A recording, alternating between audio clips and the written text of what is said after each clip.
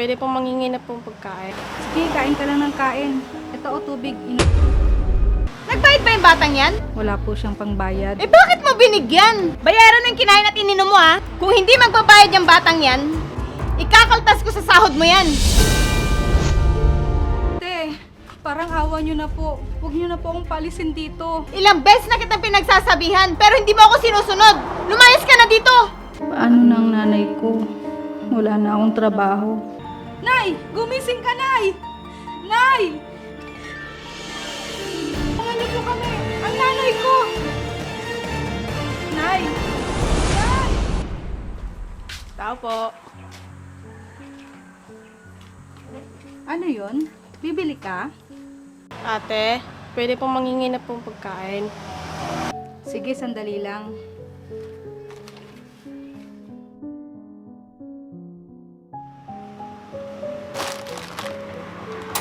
Ito oh. Ate, salamat po.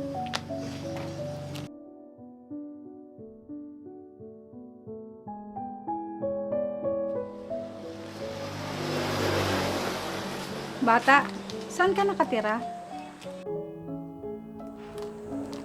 Ate, wala po akong bahay. Ha? Eh, nasan yung mga magulang mo? Wala na po sila. Kawawa naman pala itong batang to. Ate, maraming salamat po dito. Napakabait niyo po. Sige, kain ka lang ng kain. Ito o tubig, inumin mo.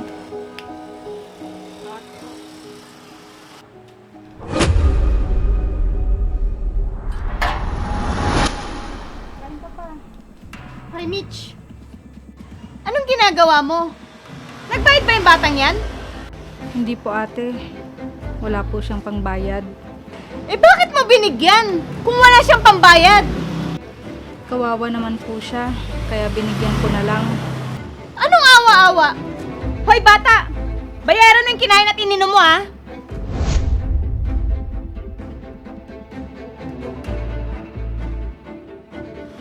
Malulugi ako sa ginagawa mo, Mitch. Alam mong konti na nga lang yung kinikita ko, tapos ipapamigay mo pa? Kung hindi magbabayad yung batang yan, ikakaltas ko sa sahod mo yan.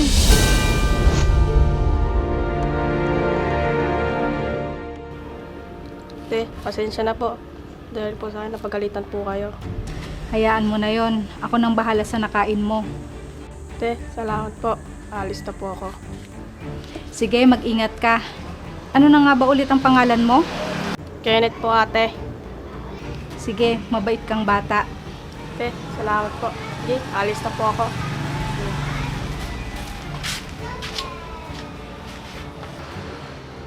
Ate, parang awa niyo na po. Huwag niyo na po akong palisin dito.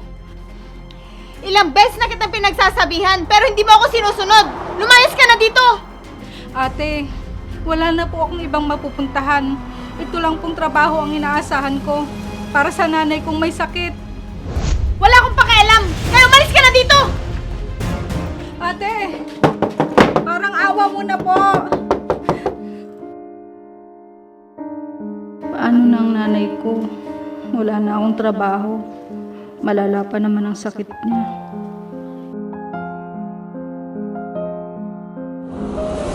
Nay, kumain na po kayo. Wala po gano'ng kumain, anak. Kailangan niyo pong magpalakas. At isa pa, iinom pa po kayo ng gamot.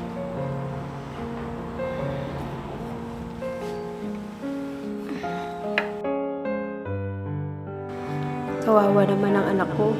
Nahihirapan na siya sa pag-aalaga sa akin. Nay, kailangan niyo pong magpagaling. Para man lang sa akin. Gusto ko pang madugtungan ang buhay niyo.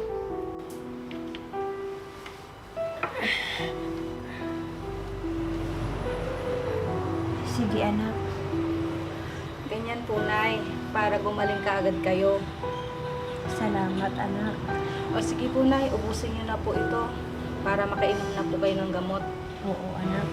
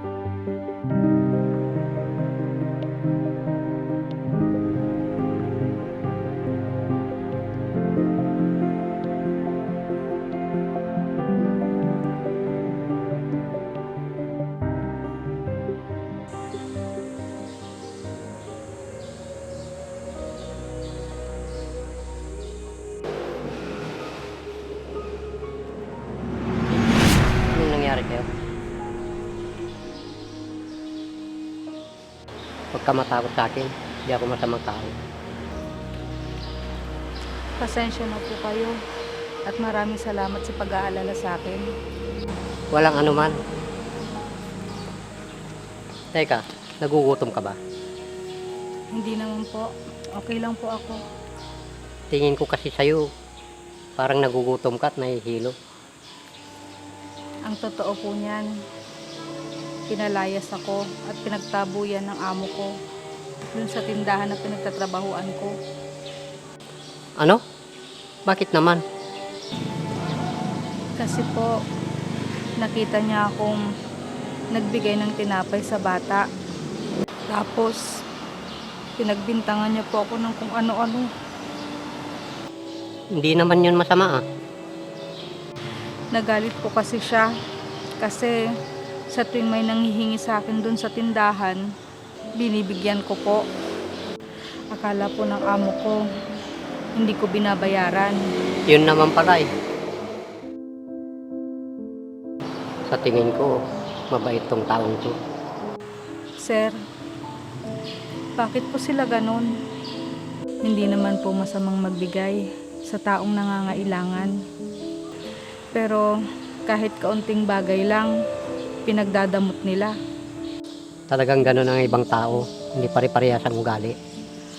Oo, pero ang masama po doon, nawalan po ako ng trabaho para sa mababaw na dahilan. Tama ka. Teka Eha, nakapagtapos ka ba ng pag-aaral mo? Kahit high school man lang? Opo, nakapagkolehiyo naman po ako, pero hindi po ako nakapagtapos. 1 taon lang po, huminto na po ako. Ganun ba? Kung gusto mo, tulungan kitang makapagtapos ng pag-aaral mo. Naku, matanda na po ako para mag-aral. May pag-aaralan ka lang naman, base sa magiging trabaho mo.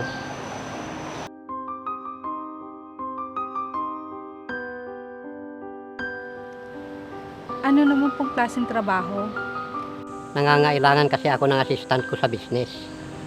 Malaking bagay ang maitutulong mo sa akin kung sakali. Talaga po? Nakakahiya naman po sa inyo. Nako, hindi. Matagal na akong naghahanap ng mapagkakatiwalaan ko. Kung minsan kasi, umaalis ako ng bansa at wala akong mapag-iwanan sa mga negosyo ko dito.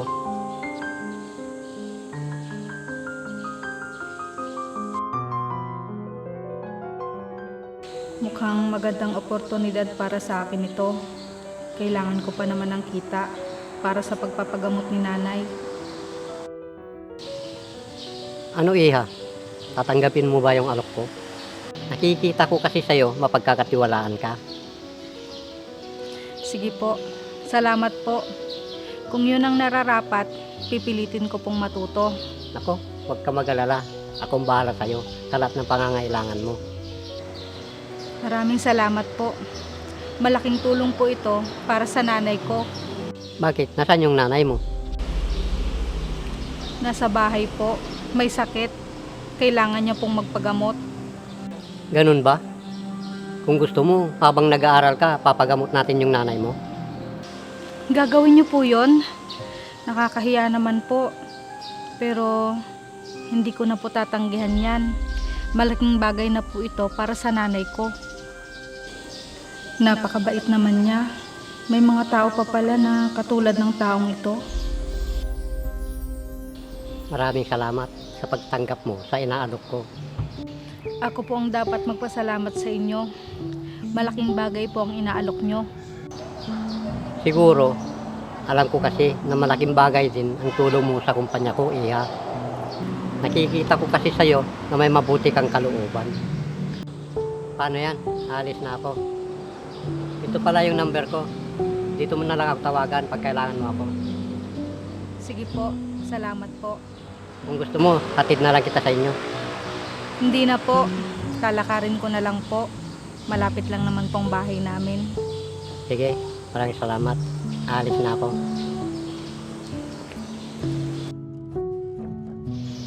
Mukhang mabait ang matandang yon.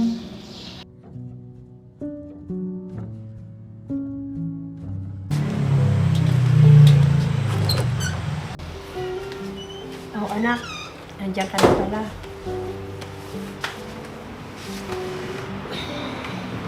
Mano po, Nay?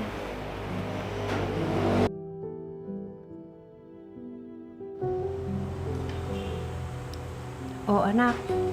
Bakit malungkot ka? Wala po, Nay. Anak, kilala kita.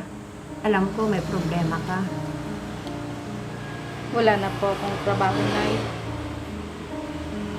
Bakit naman? Anong nangyari? Kasi po, tinanggal po ako sa trabaho. Wala naman akong ginagawang masama. Bakit ka naman tinanggal, anak? Nakita po kasi ako ng amo ko, Nay, na binibigyan ko ng pagkain yung bata. Di ba, Nay? Wala naman pong masama sa ginawa ko. Oo, anak. Sadyang malambot lang ang puso mo para sa mga taong gaya nating mahihirap. Ewan ko po, Nay. Hindi ko po kasi matiis na hindi sila bigyan. Kawawa naman po kasi sila. Mabait kang tao, anak. Alam ko, balang araw, may matatanggap kang biyaya galing sa Panginoon. May awa ang Diyos, anak. Makakahanap ka din ng trabaho. Opo, Nay.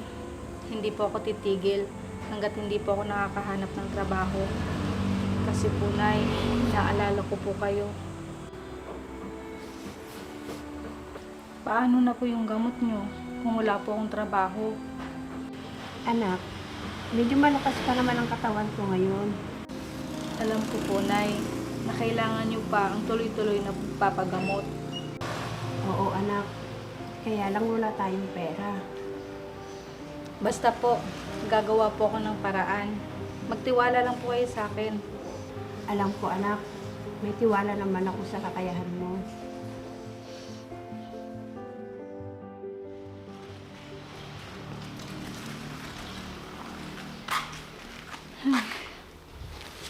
Ang hirap naman maghanap ng trabaho.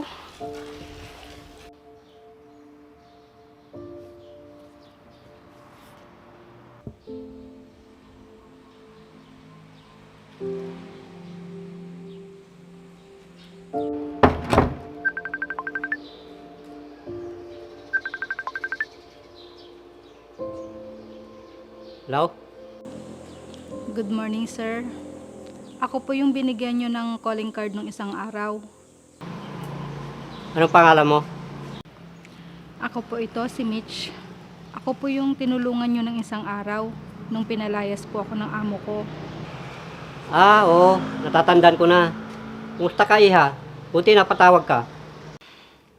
Ang totoo po niyan, naghahanap po ako ng trabaho. Kaso po, nahihirapan po ako. Naalala ko po, may inaalok po kayong trabaho noon. Baka po may bakante pa. Oo, Iha. Sa katunayan nga, hinihintay kitang tumawag sa akin. Kung gusto mong pumunta dito sa opisina, nandyan yung address ko. Anytime, pwede kang pumunta dito. Sige po, Bukas ang opisina ko para sa'yo. sige po. Total, malapit naman po yung address ng opisina ninyo. Pwede po ba akong pumunta ngayon? Oo, pwede. Andito pa naman ako. Mamaya pa ako aalis. Sige po, sir. Papunta na po ako dyan. Oo, sige.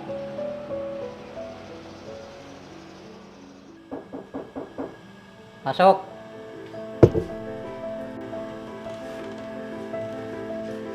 Magandang umaga po, sir.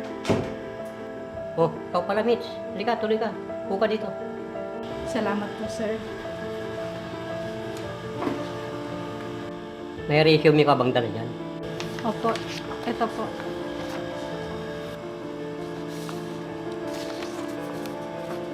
Base pala dito eh.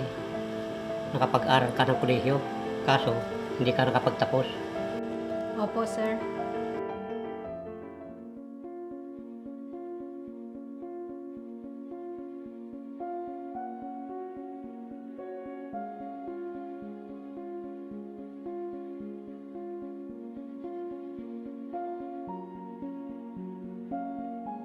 Ano Iha? Payag ka bang mag-aral ng ilang buwan para matuto ka? Sir, paano po yan? Kailangan ko pong kumita para sa nanay ko. Di ba sabi ko naman po sa inyo, may sakit ang nanay ko. Kailangan niya pong magpagamot sa loob ng 6 na buwan. Walang problema dun, iha. May allowance naman na ibibigay galing sa kumpanya ko. Siguro, sapat na yun para sa pangangailangan ng nanay mo. Talaga po? Maraming salamat po. Yun lang naman po ang iniisip ko, yung pang-araw-araw namin at panggamot ng nanay ko. Hindi ko po akalain na may isang tulad nyo na makakatulong sa amin. Tama nga po si nanay. Isang malaking biyaya po ito para sa amin. So, nagkakaintindihan na tayo para doon. Oo naman po. Kailan po ba ako mag-uumpisa para sa pag-aaral ko? Ipapa-enroll kita sa isang araw. Sige po. Sige, sa ibang araw na lang tayo magkita ulit. Opo, sir. Asahan niyo po. Maraming salamat po talaga. Tutuloy na po ako. Sige, mag-iingat ka. Opo.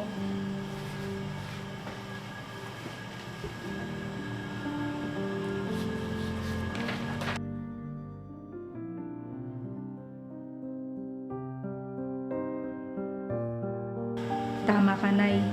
Hindi tayo pinababayaan ng Diyos. Ito na yung simula. At gagalingan ko talaga para maging proud kayo, Nay.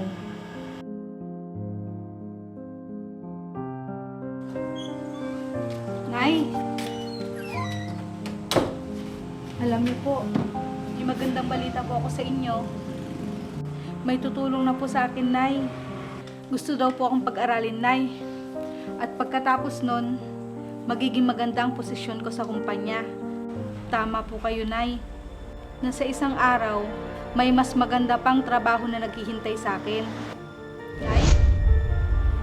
Nay! Nay! Gumising ka, Nay! Nay!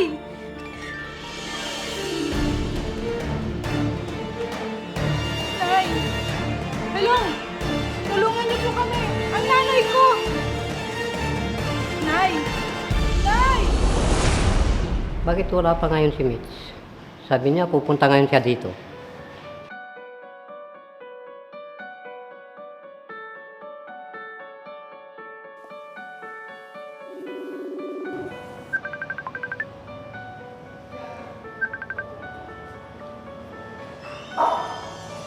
Hello, sir. Oh, Mitch, nasaan ka na? Sir, pasensya na po. Hindi po ako ngayon makakapunta dyan. Oh, bakit? May nangyari po kasi sa nanay ko. Ano nang nangyari sa kanya? Nasa ospital po siya ngayon. Nangihina po at hindi makabangon. Anong kailangan mo? Sige, pupuntahan kita dyan.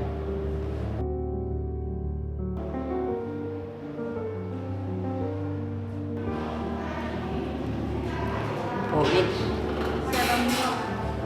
Anong sabi ng doktor sa nanay mo? May problema po siya sa puso. Kailangan niya po ng tuloy-tuloy na gamutan. Sige, ako nang bala sa gamot niya at bayarin sa ospital. Naku naman, sir. Nakakahiya po. Wala sa akin yun, Mitch. Gusto ko rin natulungan ka para sa nanay mo.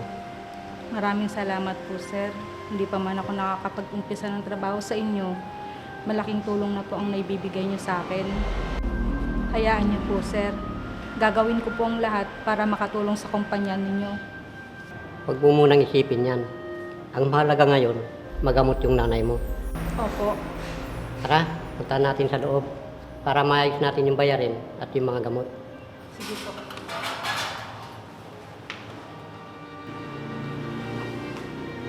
Paano yan, Mitch? Mauna na ako sa'yo. Marami pa akong asikasuhin sa opisina. Maraming salamat po, sir.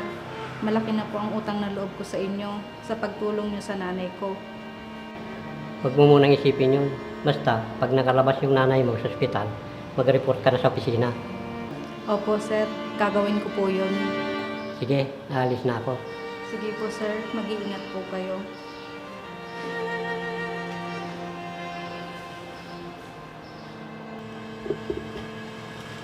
Sir, good morning po. Oh, Mitch, mabuti naman na nakakapasok ka na. Opo, sir.